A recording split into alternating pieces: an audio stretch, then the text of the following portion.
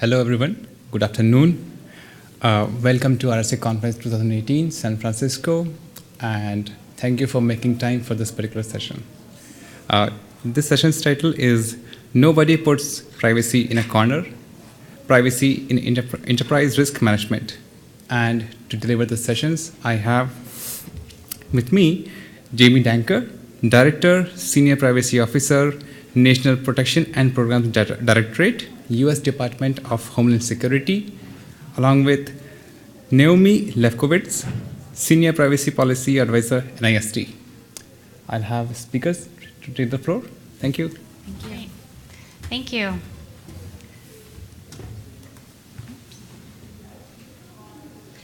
So I'm Naomi Lefkowitz, and I lead the Privacy Engineering Program at NIST in the Information Technology Lab, where we basically think about how to use engineering principles to implement privacy protections in systems. And we've been taking the approach to integrate privacy directly into our security guidance, but let me allow my colleague to introduce herself. Thank you, Naomi. I'm Jamie Danker. I'm the Director of Privacy for the National Protection and Programs Directorate. It's a directorate within the Department of Homeland Security. So I manage the privacy program there, and this is the division that's responsible for cybersecurity and infrastructure protection. Great. So today we're here to talk about privacy and enterprise risk management. And I'm going to discuss how these NIST publications can help, and Jamie is going to give examples from a use case. So we're going to kind of play back and forth off of each other, and if we were really doing a really good TED Talk, we'd be down walking around, but we're both too short, so yeah. We're going to stay up here. We're planters, so. These are some of the three main publications I'll be referencing. And so the NIST internal report, 8062, is where we really introduce concepts around privacy engineering and privacy risk management. And then you may be familiar with NIST special publication 837. And we will be coming out with a revision 2 pretty soon, where we've integrated privacy, and so we'll really be able to talk here about how we use a risk management framework to really integrate privacy and use it as part of your organizational's overall enterprise risk management strategy. And then finally, sort of one of the companion documents to 837 is our privacy and security controls catalog, which you can use to select controls, which is part of the risk management framework. So that's just a quick overview. And now Jamie will talk about the use case that she's going to talk about. So one of the programs that DHS MPPD was responsible for implementing was the Automated Indicator Sharing Initiative. Is anyone familiar with the initiative? By show of hands? So enough, a handful. So we had the Automated Indicator Sharing Initiative set up prior to Congress passing CISA. We had the opportunity to build privacy in from the very beginning. But essentially, for those who aren't familiar with CISA, the Cybersecurity Act of 2015, Title I Cybersecurity Information Sharing Act designates DHS as the central hub for the sharing of cyber threat indicators between the private sector and the federal government. And so the idea is to exchange cyber threat indicators at machine speed, but Congress also recognized the importance of building privacy and civil liberties into the process. So that was one of the key design objectives, was to engender trust amongst participants by sharing cyber threat indicators and defensive measures directly related to the cyber threat in real time while protecting privacy and civil liberties. So seems like a lofty objective, and as we go through this presentation, I'm going to give some examples of how we kind of broke that overall objective down into these, getting around the top 7 privacy misconceptions and mistakes that impede enterprise risk management. And I think, fortunately for the use case I'm talking about, we did not fall victim to those privacy misconceptions and mistakes. But I think one of the number one things for any sort of program, at least from a privacy perspective, how many people run into the issue of privacy and security conflation? Lots of hands raised. So that's, I think, one of the number one issues that you run into, is that everybody thinks that protecting privacy is all just about protecting the confidentiality of data. And if you're a privacy person, you pretty well understand that that's just one piece of the pie. So just because you have security safeguards in place does not mean that you have privacy covered.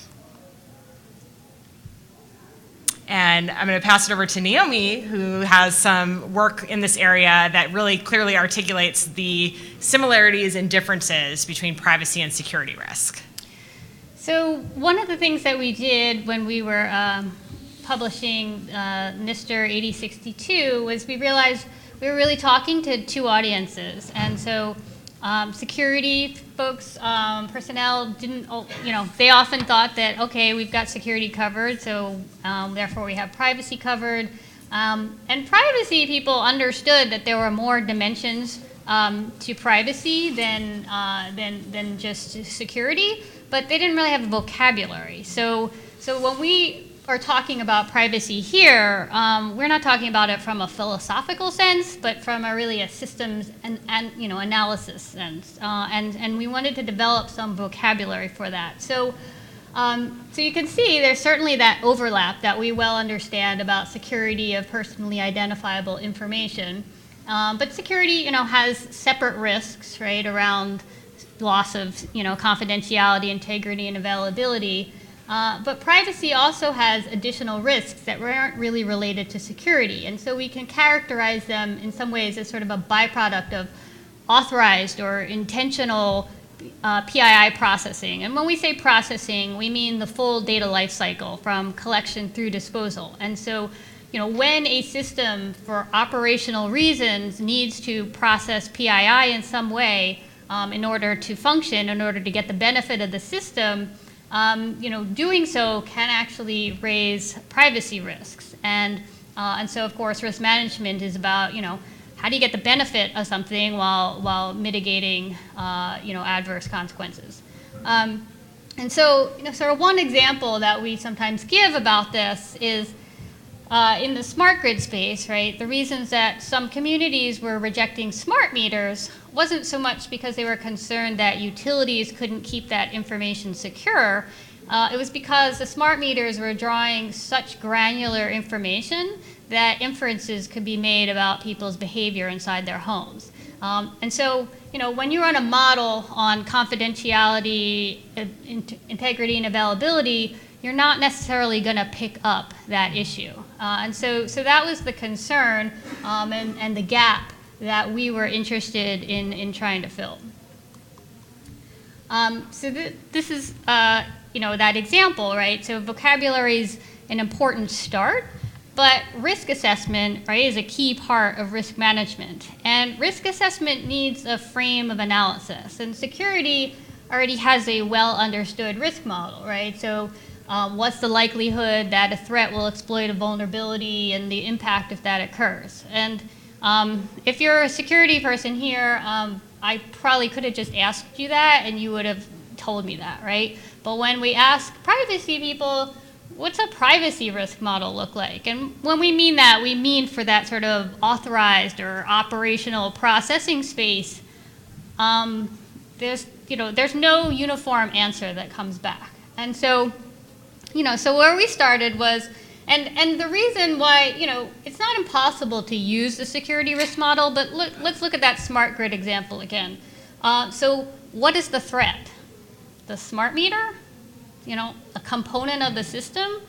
And that's just, we think that's just not the most palatable, model or use of the term threat for organizations, because they're basically saying, your system, when functioning, is creating a threat for, your constituents. And so we thought, what are some other terms that we could use that, highlight the issues more directly and without maybe some of that, without overloading the term threat, essentially. And so then we thought, okay, in a risk model, what is the adverse event that's occurring in privacy? And it's arguably, the problems that individuals can experience. And when we say problems, we sort of mean a wide range from, embarrassment, discomfort, all the way up to discrimination, economic loss from identity theft, or physical harm, right? There's a whole range of problems that individuals can experience from the processing of their information. But we can use that as a frame of analysis for analyzing systems. And and that's where we get to this privacy risk model, where we can say, hey, what are the actions or operations the system is taking with data? Is it collection, analysis, disclosure, transmission? What are those data actions? And what's the likelihood that they will create a problem for individuals and the impact if that occurs? And then we've actually, have a useful risk model, which at NIST we actually have put into the form of a privacy risk assessment methodology, which is an actual tool with worksheets, and we've been using it with dozens of organizations over the past couple years to help them identify privacy risk in their systems. So I think the value for this, particularly in terms of enterprise risk management, is that now we have these two types of risk models, and so when you're sort of at the table, right, in that enterprise risk management process, and resource allocation decisions are being made. And to date, we would say that privacy has had somewhat of a hand-wavy story to tell, like privacy is important. But now privacy can tell a story that's sort of more equivalent, right, to security, and it keeps those two disciplines from being conflated, which really helps to make sure your organization is identifying all the right risks. And I think, Jamie, you might have an example. Talk a little bit about an example. So as Naomi was talking about the security risk model, when we were looking at AIS from a privacy perspective, that risk model wouldn't have yielded the same kind of analysis as looking at it from a privacy perspective. So there were concerns from the public that the automated indicator sharing could be used for private entities to unload a lot of data that's not necessary for understanding the cyber threat, or it's unrelated to a cybersecurity purpose. That an organization could unload a ton of financial information or health information and send it off to DHS, and then DHS could distribute it to everybody, compromising privacy. So recognize that was a risk and did analysis to mitigate risks by looking at the automated indicator sharing and the AIS profile data element by data element and identifying where potential for privacy risk would exist, and then taking steps to build in mitigations into that process. But if we had looked at it just purely from a security perspective, because if you look at the AIS program, you would look at it as a typical, like an cyber threat information sharing program. But there are privacy risks that are associated with information security implementation as well. Great. So that brings us to our second misconception. Privacy is dead. Anybody ever heard that? Yeah. Anybody ever said it themselves? Yeah. All right. Why bother? So I think we've all heard this theme in various forms, but our view, apart from the fact that we'd be out of jobs, is that with technology changing so quickly, we actually always have the opportunity to incorporate and improve upon privacy protections. So, how does this guidance help here? So Special Publication 837 provides this risk management framework, which is centered around the system development lifecycle. And so, as I said, Revision 2 is integrating privacy for the first time so that organizations can address security and privacy equally. And through this sort of series of steps and tasks, so we have these steps that go from prepare your organization all the way through monitor the system. So it really helps organizations create appropriate risk management processes at the organizational level down through the system level.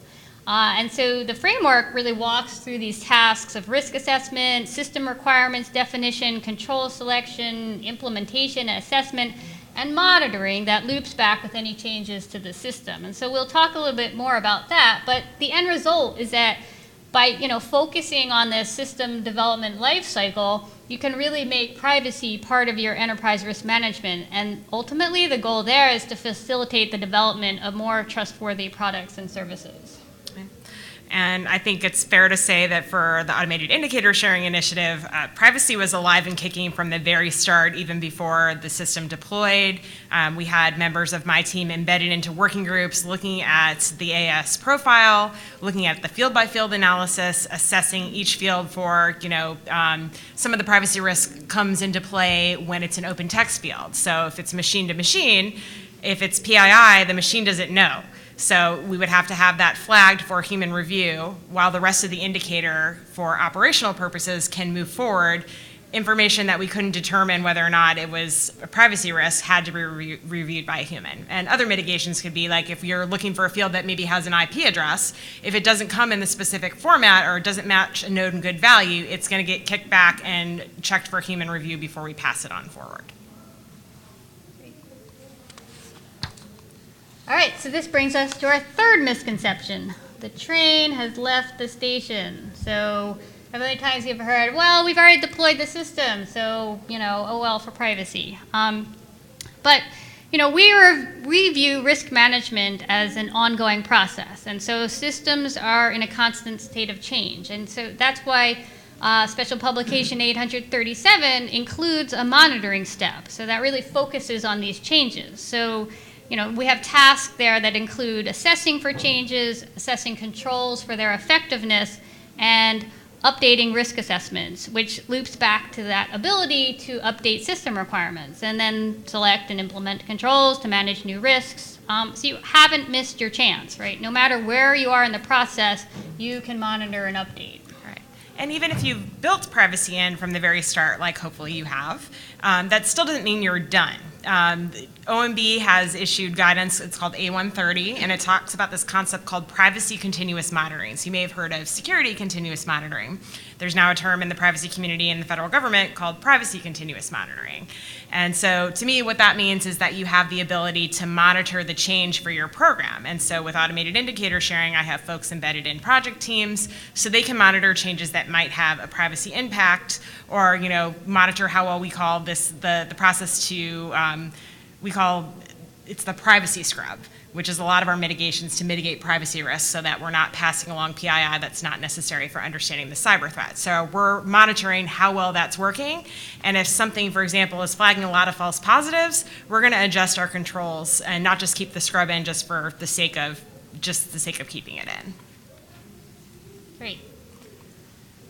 All right, so there's the privacy kiss of death, right?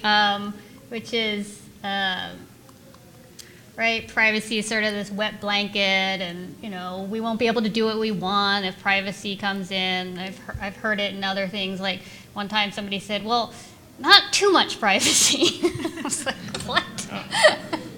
So anyway, Jamie. Yeah, I guess I would talk a little bit about the origins of this graphic. It's not sourced because it's sourced to my first grader. Handed me this note about, I guess this was 6 weeks ago. I took her iPad away, told her she couldn't have it back for a week, and in return, I got this note about how unhappy. You can see her frowny face. And that's my big pointy finger there. It made me think a lot about my role as a privacy officer in the federal government, and that, I'm not trying to take your technology toys away. We want to encourage responsible use of technology. And fortunately, I've not received a similarly situated note from any of my programs at NPPD so far. And we'd like to keep it that way. So with Special Publication 837, we actually have a new step called the Prepare step, which is really honing in on sort of first, your mission or business needs so that you're with the goal of understanding so your privacy controls, right, are not going to get in the way of accomplishing your organizational goals. And so by identifying privacy risks, beginning at the early stages of the system development lifecycle, you can prioritize them and make better decisions on how to respond. So you may accept some risks while mitigating others, and that's actually okay.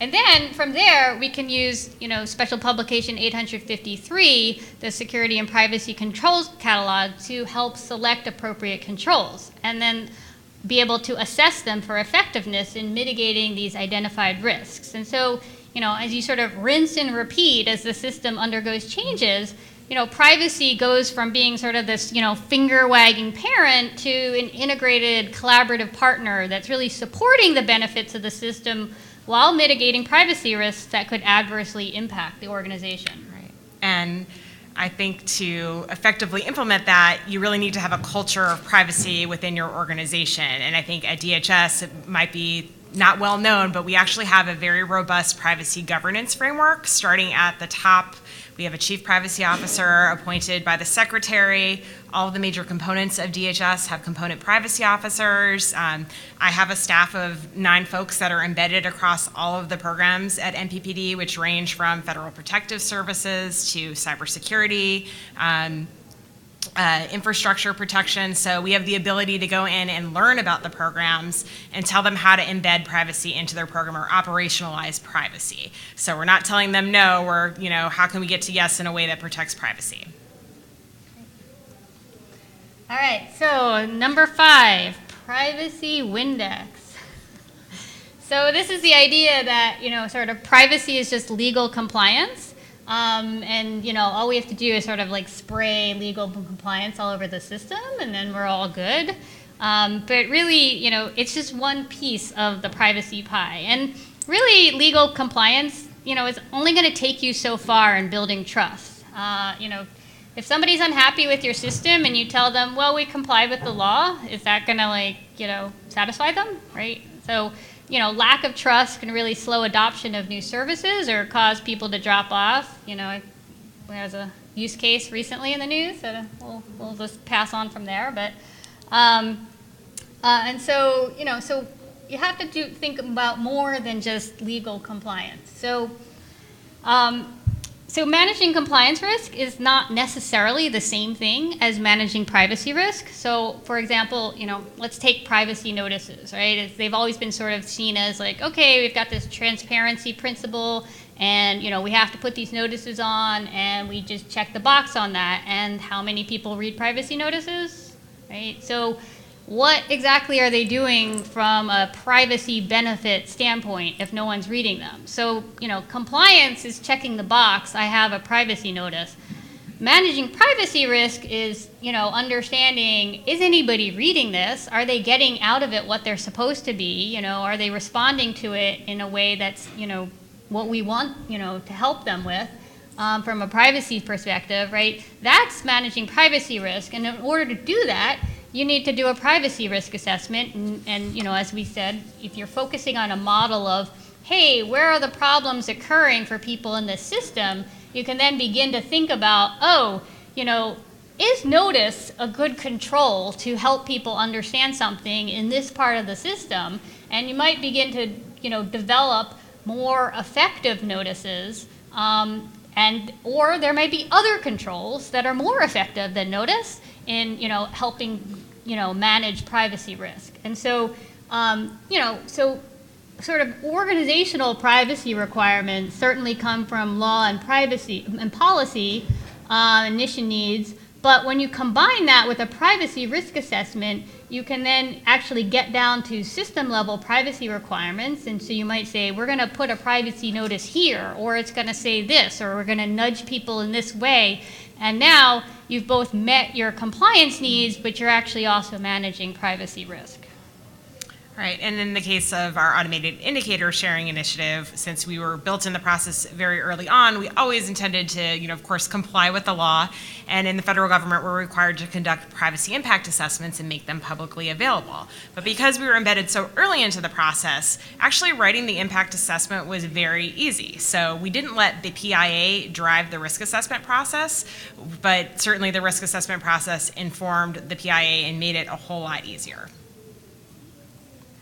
All right, so that gets us to number 6, data hoarding. How many people have heard, I need to collect all this data just in case I might need it one day?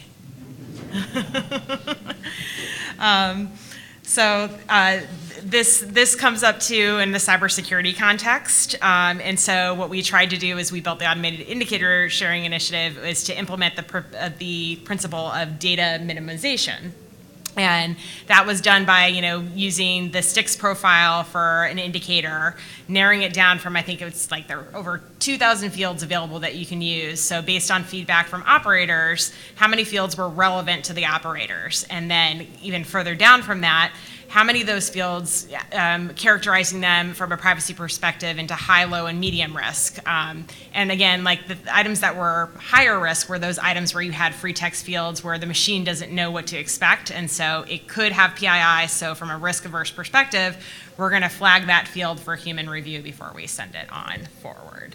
But the idea is we're not going to just make use of all 2,000 fields that might not be necessary for understanding the cyber threat, narrow it down, and when you narrow it down to that which is relevant, I think it helps from both a privacy and from an operational perspective. And then furthermore, back to the point about compliance, federal agencies use NIST special publications in authorizing their systems. So 853 Rev 4 is the version that we're currently on, currently has Appendix J for all the privacy controls. They're all in an appendix. They're all based on fair information practice principles. We complied with those controls and all the actions taken at the beginning to do that field-by-field analysis were very easy to say that we demonstrated compliance with this control. We published a publicly available privacy impact assessment that we can map to data minimization. So, as Jamie said, we're sort of, Rev 4 is, the current final version, but we are working on a revision 5, and that's now out in draft. And in revision 5, we actually did a complete integration of privacy controls and security controls into one complete catalog. So that's clearly a change from Rev 4, where we had them as a separate appendix. Why did we do this? As Jamie said, right, to date, the privacy field has sort of relied on privacy principles as the core construct for achieving privacy protections. And principles are important and have a role, but they don't tend to be concrete and measurable enough for system-level implementation. And so this data minimization control is a case in point. As a means of managing data hoarding, it's not necessarily as effective as could be, right? So it basically restates the data minimization principle. And if you ask engineers what is relevant and necessary, they're probably going to say everything, right? So so this is a draft example of what we're trying to do with data minimization in Rev 5. So where we can craft controls that really reflect the value of the data minimization principle, but in a way that uses risk assessments, right, to help determine what elements of PII should be minimized, right? And so now we're really beginning to actually focus and give a concrete measure and framework for analysis. So controls are not intended to be sort of restatements of general principles.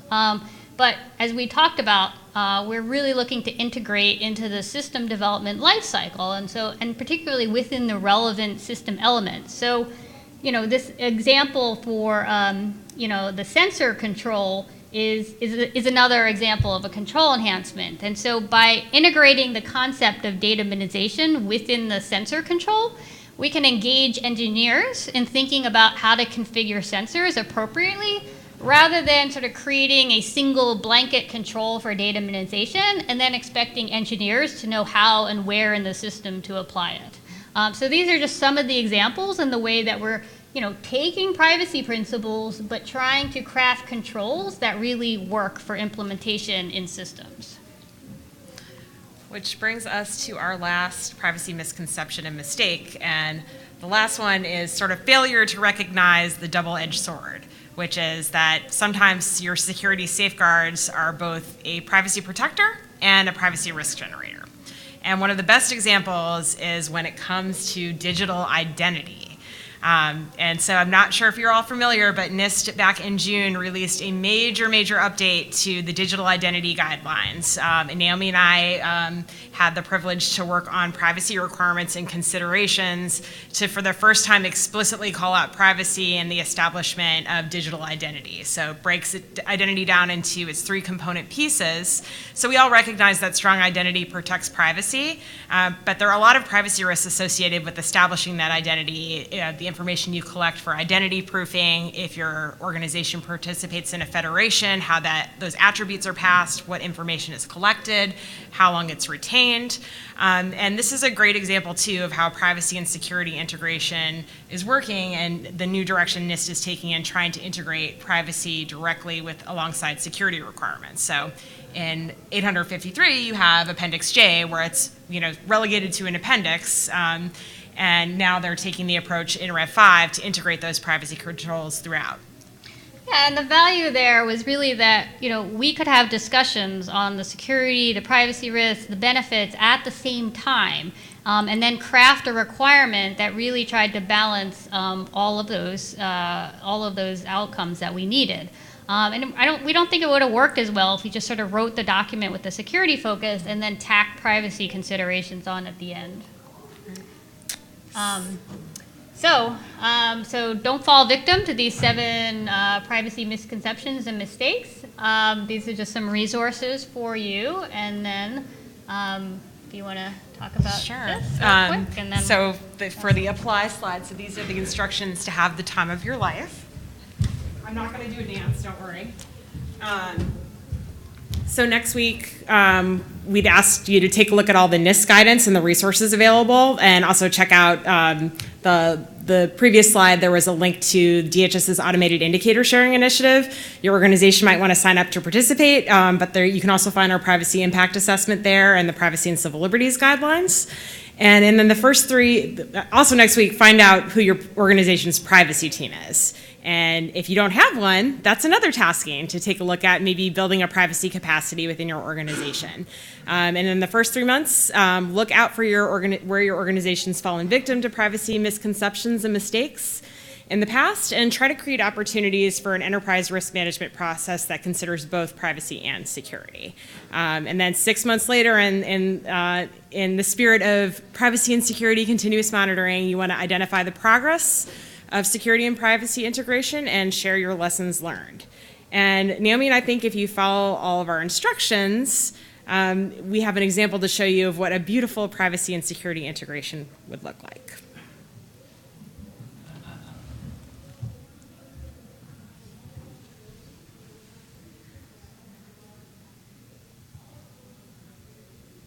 You gonna work on that thing? Yeah, let's do it. Let's get it.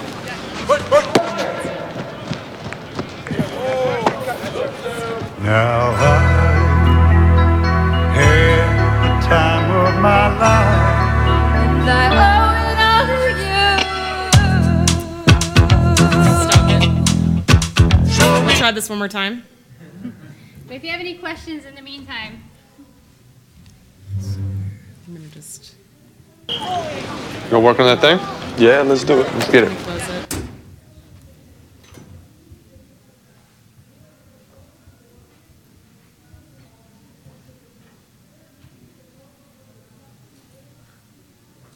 You gonna work on that thing? Yeah, let's do it. Let's get it.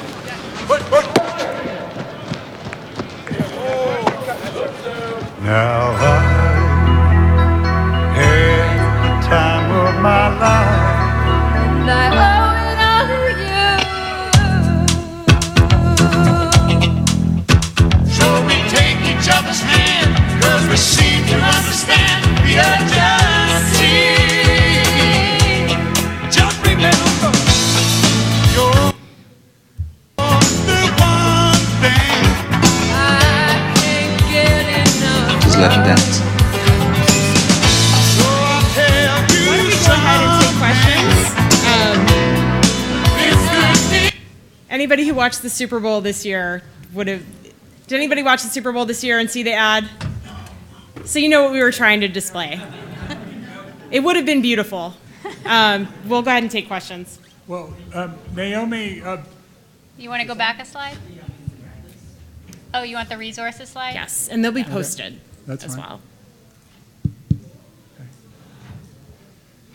Go ahead. Naomi, maybe it's not a Super Bowl ad, but you're doing some wonderful work with Department of Transportation, integrating the security of the cybersecurity framework with the PRAM methodology on connected vehicles. Can you tell us a little bit about that? Sure. So it's you teed up, Dave. So we've been working with the Department of Transportation, and they have pilots with certain cities who are working on connected vehicles. And so they're interested both from a sort of, how do you apply the cybersecurity framework? And so we're working on, doing a profile around that. But they were also interested in sort of this privacy engineering aspect. And so, as I mentioned earlier, we've taken our privacy risk model and built it out into this tool, a set of worksheets about how you do actual privacy risk assessment methodology. And so we've been running that process as well, sort of alongside it. And it's just, I think it's been really interesting in some ways, just from the security privacy perspective, like, how the two disciplines sort of feed off of each other, and the things that some of the cities have really wanted out of this, and they like, well, we also want more guidance, more specific granular guidance on security controls, and we're getting this on the privacy side, and we want this, and then it plays back and forth, like how important your mission and business objectives are also for privacy.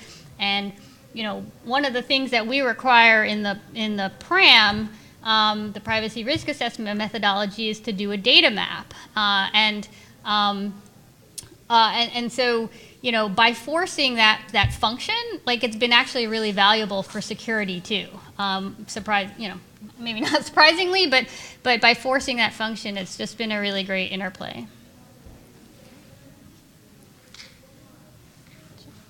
If you wanna get in line up at the mics, you can go ahead and go up to the mic, and we'll call you as you come up. How do I have to stop? I thought you had to stop. Is it? I know we're good. Okay. Go ahead. Me? Yeah, go ahead. I'm wondering if you get any resistance from like the FBI or other, I mean, somebody made a joke already today about the fact that there are some government institutions that say things like there's already too much privacy. And so, I mean, you're doing good work, and I'm just wondering whether or not the law enforcement people think the same way. In terms of from a NIST perspective or from a DHS perspective? You're putting privacy controls into place that they don't necessarily think are such a good idea. So when it came to automated indicator sharing, actually the interagency was all involved in approving the controls. The legislation actually required us to coordinate with certain named agencies, including the Department of Justice. So they helped approve the DHS privacy scrub. They agreed to it. A lot of agencies rely on the scrub that we designed. They were part of the process. So aside from sort of the privacy impact assessment and automated indicator sharing, there were also a set of deliverables that we had to create with the Department of Justice, and one of them was the Privacy and Civil Liberties Guidelines. So they were in lockstep with us, at least with respect to the automated indicator sharing initiative.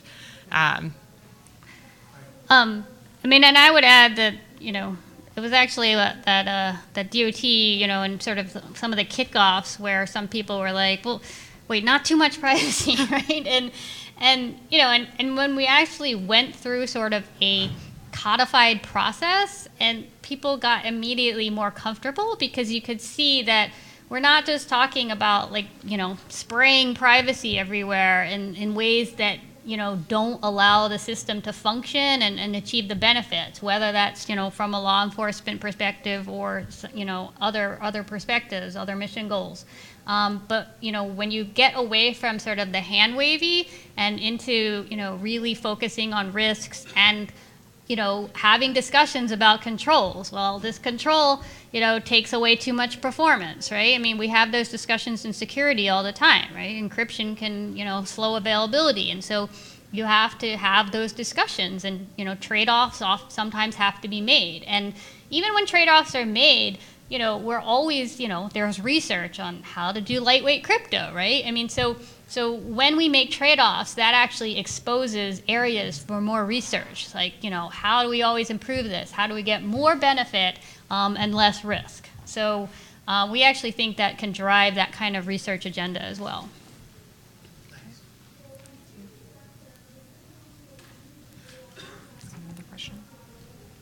I'll go for round two. Still Dave Weitzel from National Cybersecurity Center of Excellence at NIST. How important is it for Appendix J to go away and to be folded up into Rev 5 of NIST 853 and the full control catalog? And what impact will it have on cyber professionals that support federal government systems?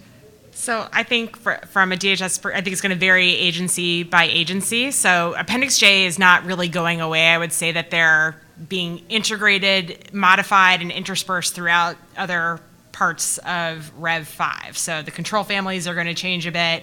I don't think the core of what's in Appendix J is really going away. Every agency is a little different on how they monitor compliance with it. The way DHS does it is that basically every single App J control is mapped to the compliance process, but we do have risk built into our compliance process. So there'll have to be a remapping of the new Rev 5 controls to, if the department decides we would go the direction of sticking with our compliance documents, we'll have to remap the privacy impact assessment to what the new NIST controls are, and then the system that tracks compliance with all those systems that are required to get an authority to operate will have to be modified, because right now at DHS we have it designed so that Appendix J controls are controlled by the Department Privacy Office. They approve the controls, but now that they're going to be interspersed with security controls, it's going to be a matter of just sort of managing that coordination.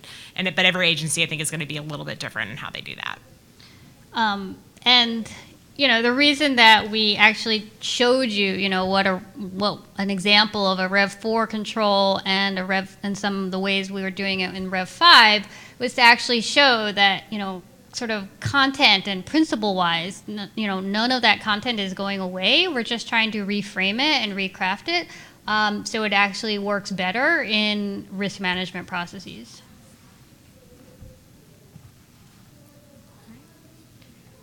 Any other questions? Okay. Well, thank you very much. Disappointing.